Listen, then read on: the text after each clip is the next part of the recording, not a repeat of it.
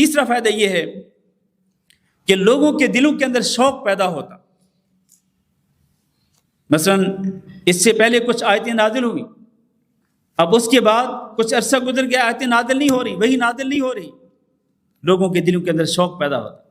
اور خاص طور پر جب کوئی واقعہ پیش آتا، اس واقعہ کے پیش آنے کے بعد لوگوں کے شوق میں اور اضافہ ہو جاتا کہ ابھی جبریل امین آئیں گے اور کوئی حکم لے کے آئیں گے. جیسا کہ واقعۃ الافک ہے.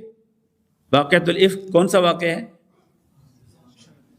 حضرت عائشہ رضی اللہ تعالیٰ عنہ پر تہمت لگانے کے واقعہ.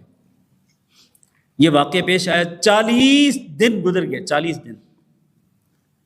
اور کتنی پریشانی تھی اس واقعے کے بعد کہ حضرت عائشہ رضی اللہ تعالیٰ عنہ رو رو کے ان کی آنکھوں سے آنسو بہنا خشک ہو گئے، یعنی آنسو جو ہیں وہ بھی ختم ہو گئے، رو رو کے ان کی بری حالت.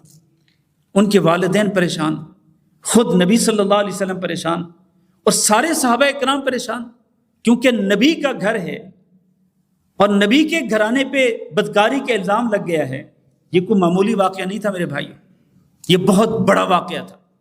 اور 40 دن گزر گئے، لوگ اس انتظار میں تھے کہ اللہ کی طرف سے کوئی وحی آئے گی تو پانی کا پانی اور دودھ کا دودھ اور پانی کا پانی ہو جائے گا، سچ اور غلط یا سچ اور جھوٹ جو ہے وہ واضح ہو جائے گا، حق اور باطل میں فرق ہو جائے گا.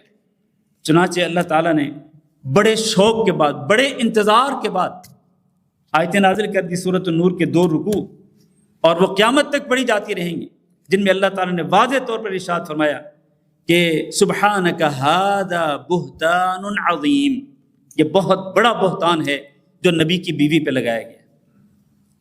اولئک مبرؤون مما یقولون. تو میرے بھائیوں، یہ ایک واقعہ میں نے صرف بطور دلیل، بطور مثال ذکر کیا کہ صحابہ کرام کے دلوں میں شوق ہوتا تھا کہ ابھی کوئی وحی آئے گی، ابھی کوئی اللہ کا حکم آئے گا. یہ کیسے؟